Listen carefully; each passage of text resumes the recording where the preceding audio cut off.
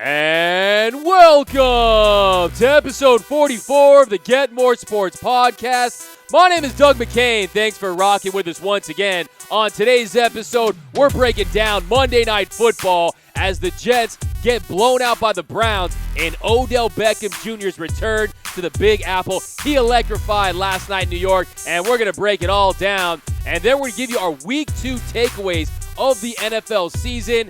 Eli Manning, he's out as Giants quarterback, and then we're going to tell you which team should trade for Jalen Ramsey, and that could easily turn into a Super Bowl contender with Jalen Ramsey. All that and much more here on episode 44 of the Get More Sports podcast. Topics on topics, takes on takes here on episode 44. Don't forget to subscribe, rate, and review on iTunes, and then like and subscribe on YouTube. Always give me your comments on all of today's topics. I want to get all your takes right down below in the comments section. Light those comments up. But we have got lots to get into, so let's get it. Are you ready?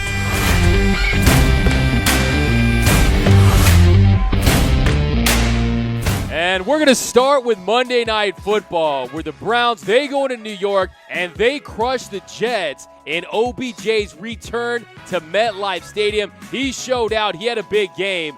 But to add insult to injury, you already have Sam Darnold. He's out with mono. And the Jets, they lose their backup, Trevor Siemian. Myles Garrett done broke it in his ankle, and he looks like he's going to be out for an extended period of time. They're now down to their third-string quarterback in Falk, and it looks like the Jets, their only competition this year is with the Miami Dolphins for who's going to have the worst record in the NFL and who's going to get that number one pick in the draft. And I will say I did like those black uniforms. Those are clean by the Jets. But it's basically last night it was the Browns versus Le'Veon Bell. The Jets couldn't get anything going offensively. And if you look at their next 4 games, you got the Patriots, Eagles, Cowboys, Patriots. Murderers row for the Jets. They're going to start 0-6. Their season's over. Like I said, with the mono with Sam Darnold, you can kiss their season goodbye, and it appears that way. Now, the big subplot in yesterday's game. Now, I like the Browns going into last night's matchup, but I like them even better after defensive coordinator for the Jets, Greg Williams. You know, he has the reputation for being a little bit on the dirty side. He calls out Odell Beckham, and last night was an episode of when calling out OBJ goes wrong. Odell Beckham Jr. saying yesterday you coached dirty hits and that you told players to injure him in the preseason game in 2017. Odell who? Wrong, because OBJ was eaten all night against that Jets secondary. If you saw OBJ, 161 yards receiving. He averaged 26.8 yards per reception. Had that one-handed grab, his patented one-handed grab in the first possession. And OBJ, I'm telling you, love him or hate him, you have to watch Odell Beckham Jr. He's a special talent. He understands the moment. He knows he's in New York. He knows he's got to put on a show, and he did just that. I'm telling you, Odell Beckham Jr. is the swaggiest player in the NFL since primetime, since Deion Sanders. From the custom Nike cleats that say OBJ to the watch to everything he brings, I'm telling you, his swag levels are off the charts, and there's a reason why. He can back it up. On that 89-yard touchdown, he went 21.7 miles per hour. That's the fastest any player has run while scoring a TD this season, according to NFL Next Gen Stats. So when he puts on those afterburners, and he shows you last night, he was on display, afterburners, great hands, big plays. Without Odell Beckham Jr. last night, the Browns may have dropped that one to the Jets. Now, that was a great development. See that OBJ is that guy. And if you're the Giants right now, you're punching air right now. You're punching air because you trade away, to me, one of the best, if not the best, receivers in the NFL. Look, I know all about Julio Jones. I know all about DeAndre Hopkins. I know all about Antonio Brown. Of course we do. We've heard his name about 10 trillion times in the last couple of months. But to me, if you have any of those receivers right now, Julio Jones, Odell Beckham Jr., Antonio Brown, DeAndre Hopkins, you take Odell Beckham Jr. He's only 26 years old. D-Hop, 27. Julio Jones, he's 30. Antonio Brown, over 30. So I don't even think Odell Beckham Jr. has hit his prime. And then after the game, he said, hey, I'm going to try to hit 24 miles per hour with a touchdown this year. Check out Odell Beckham Jr. after the game. Check this out. Play the clip. and I knew that I was going to be out of there if my hamstrings could hold up. For some reason tonight, it was just they were tight. I didn't know if I was going to make it all the way to the end zone, but God willing, I did. What was your feelings about what Greg Williams said the other day about, he basically said you think you were one of the league's most dynamic players? Who? Who's it? Oh. And to me, the real takeaway with this Browns team is that they're just not there yet. If you're expecting this Cleveland Browns team to make a deep run to the playoffs or even make the playoffs, I think you need to temper those expectations just a little bit, and it starts with Baker Mayfield. So Baker Mayfield last night, 19 of 35. Yes, he threw over 300 yards, but a lot of that, a big chunk, came on that 89-yard touchdown to OBJ. But 19 of 35 and another interception. His 68.9 passer rating for the season is currently the 30th best in the NFL. So the Browns have gone away with what made them a potent offense and what made their offense dynamic late last year. The play action, the run-pass options, those up-tempo drives are replaced with this predictable style of offense where they're just not getting enough on the ground from Chubb, and also that offensive line is just not there yet. They made some trades up front, and you're starting to see it really hurt this team. And to me, they got those dynamic playmakers, and Baker Mayfield, still I see a lot of promise and potential in Baker Mayfield. But to me, the Browns are an offensive line away from being a playoff team. If you see their playoffs in their schedule coming up, they're sitting at 1-1, but look at this schedule. They play the Rams. They host the Rams at Baltimore, at the 49ers. Now, the 49ers are for real. Take note on San Francisco. Then they host the Seattle Seahawks. Then they have a bye, and then they go to New England. Every single team in the upcoming schedule of the Browns is 2-0. So that is a murderer's row for this Cleveland Brown team. And I'm saying, hey, this year is a development year. They're still soul-searching on offense. And yes, I think ultimately it'll get humming, but Baker Mayfield, I'm telling you, he's back there, and he's throwing hospital balls all day. If you don't know what a hospital ball is, it's a ball that gets your receiver in the hospital because he's throwing it in between safeties, and he's really going to get OBJ and Jarvis Landry hurt if he doesn't start throwing guys open. So I really want to see the next couple of games for Baker Mayfield. I want to start to see what I saw late last season. So to me, 8-8 is a good year for the Browns. 9-7 is a great year, a very great year for the Browns, but I would not be surprised one bit if they finish 7-9 or 6-10. So the Browns, they have a lot of work to do, but OBJ is special, and they're going to be an exciting team to watch, but I still think they're a couple of years away, the Cleveland Browns right now. But do not sleep on Cleveland just yet. I do think 8-8, if they can get to 9-7, who knows? They could be dangerous. And then as they take Freddie Kitchens and that system, and they start to build a chemistry with OBJ and Baker Mayfield. But a fun game for the Browns. The Jets, they're an absolute disaster.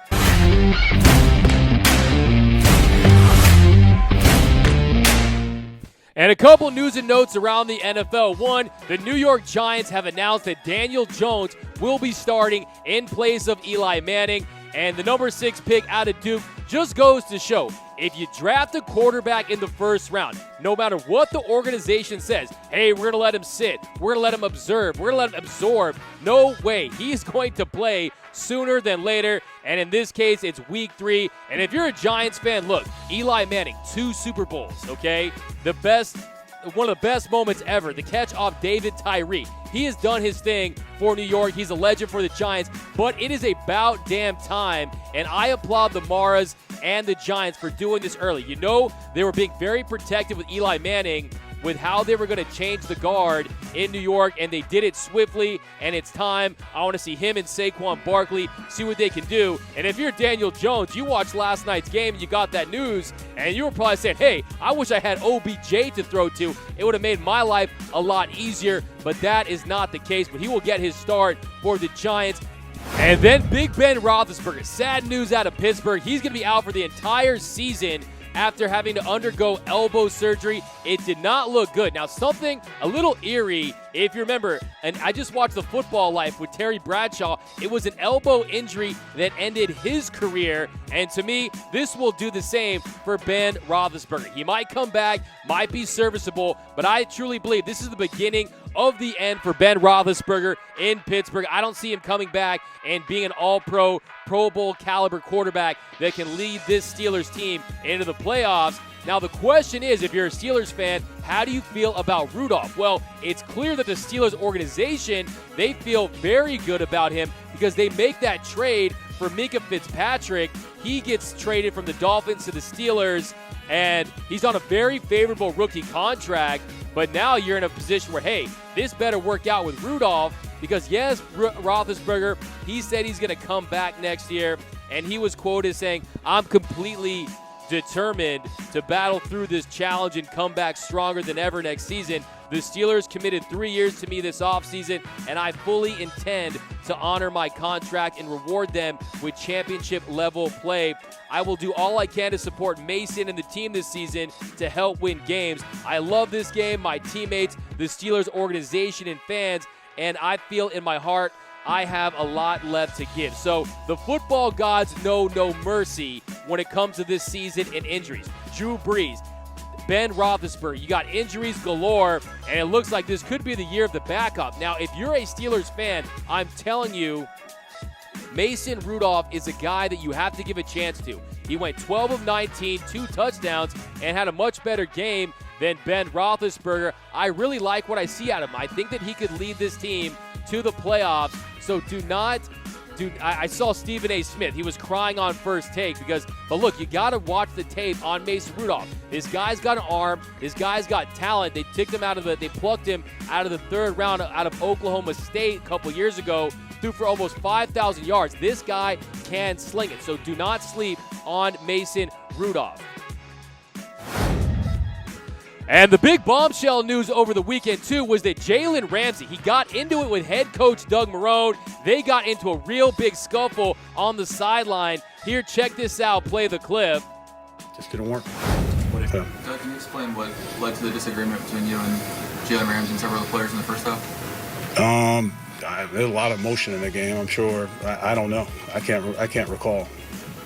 Was there a reason that you didn't challenge? Did Jalen want you to challenge the?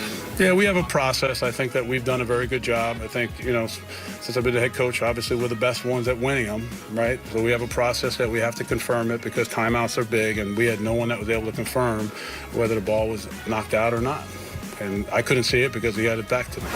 Now, from that video, you have to say, look, when you try to put hands on coach, that's a wrap. It's time to move on, and he's not threatening to sit out. He's just asking for a trade, and I really think that he needs to go to an organization that's going to match his intensity, match his will, because there's no doubt about it. Jalen Ramsey is the best cornerback in the NFL, and I think a team like the Seattle Seahawks, I want to see him go to Seattle and join guys like Bobby Wagner, join guys like Jadeveon Clowney. Now, you're going to have to pay him after 2020, but you could be looking at the Legion of Boom 2.0 if he goes to Seattle. Now, if you look at his contract, he's paid $13.7 million on a team option from 2020. Then he's going to be a free agent, and you know when he's going to be a free agent, he's just going to say, hey, make me the highest paid cornerback in the NFL, and we're not going to talk until you're willing to do that. So if you make a trade for Jalen Ramsey, expect to pay him as the highest paid cornerback in the NFL. But I'm telling you, this is a guy who you got to take. He has the 5th lowest completion percentage against in the NFL, but guys don't really challenge him. Guys do not go to his side, and to me, he's the best cornerback in the NFL since Darrelle Revis. Jalen Ramsey is that special. He's got those ball skills, can really lock down one side of the field, and to me, his value has skyrocketed. I think you're going to see a lot of teams go after Jalen Ramsey. Of course, naturally, you hear the memes, people saying, oh, he's going to go to New England. I think a team like the Seattle Seahawks moves in on him, maybe the Baltimore Ravens, but that ship has sailed for Jalen Ramsey in Jacksonville. They got dogs on that team. Trust me, Miles Jack is a dog, but now you got Gardner Minshew, and that Jaguars offense, they could be dynamic, but he's going to be frustrated all season long. It's going to build, and to me, it just comes down to this. To me, if you're Jacksonville, how committed are you to Doug Marrone? Because if you're not that committed to Doug Marrone, I think it's easy. I think you say, hey, we're committed to Jalen Ramsey, because we've seen what a top cornerback can do in this league. And to me, I would definitely consider the relationship with Doug Marrone, but it looks like that relationship is unsalvageable between the two. But to me, I'm all about the player first. We can find the head coach later, and I would definitely move on Doug Marrone before I would Jalen Ramsey. Or I would say, hey, Doug Marrone, you better smooth things out. Part of your job as a head coach in this league is getting things right with your players, and he's a special talent. So find a way to make it work, or we may have to move on from you. But that's where I stand on Jalen Ramsey. I think I want to see him in Seattle or Baltimore. Either way, he's worth the first-round pick that the Jags are wanting for him. The Jags want a first round and something else, maybe a high-level player or another pick in a later round. But when you saw what Minka Fitzpatrick got, you definitely got to give that first-round pick for the best quarterback in the NFL.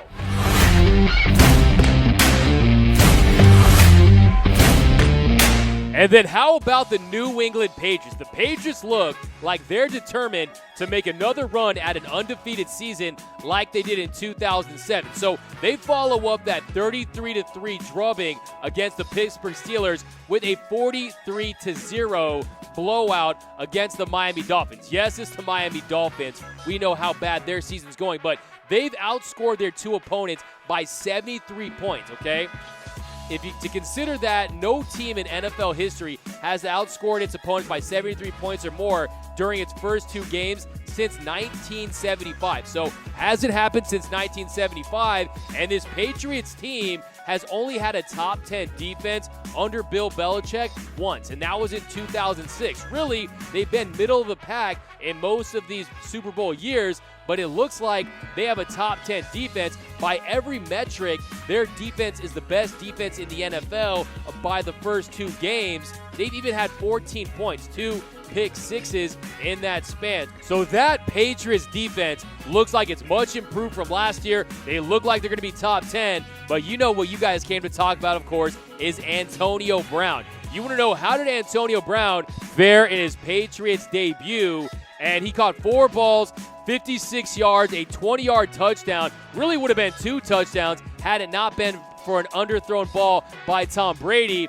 But they were targeting him quite a bit. They targeted him on 57% of its routes, and that comes with a limited understanding of this complicated Patriots offense. So expect him to get more of a role moving forward if he can stay on the field. You know, we don't have enough time to get into all that Antonio Brown drama. That's like a 2-part, 3-hour special. But I'm telling you, Antonio Brown, if you can stay on the field and be a part of this Patriots offense, this can be the most special Patriots offense since 2007 when they had Randy Moss. You got Edelman. You got Josh Gordon. Who knows? Gronk could come back. That's still on the table. But Antonio Brown, look, if I'm Antonio Brown, he scored that touchdown, I don't even jump into the stands because you never know what could happen. Don't even jump into the stands. Take on some hobbies. Learn how to cook a steak. Read some books. Find a show to binge. Do something, but you better lay low, Antonio Brown, because look, you stay on this team, you could be putting up historic numbers with Tom Brady, and Tom Brady is 42 years old, and he looks like he's still in the conversation for best quarterbacks in the NFL. Of course, the best quarterback is Patrick Mahomes. I want to give a special shout out to Patrick Mahomes. He turns 24 today. He's only 24, and the Chiefs, they just didn't score any points in the first quarter against the Raiders. He dropped 4 TDs, 278 yards in that second quarter against the Oakland Raiders. I actually picked the Raiders to win that one, but the Chiefs, they started smoking them with Patrick Mahomes. And I'm telling you, Patrick Mahomes is going to wreck this league for the next decade and a half, and he has the best arm in the NFL since Dan Marino. But that is going to do it for episode 44 of the Get More Sports podcast. My name is Doug McCain. You can follow me at DMac_LA. Don't forget to subscribe, rate, and review to the pod, and then also drop your takes right down below in that comment section. I want all your takes on all of today's topics right down below. Don't forget to like and subscribe to Get More Sports. See See you guys next time, and I'm out.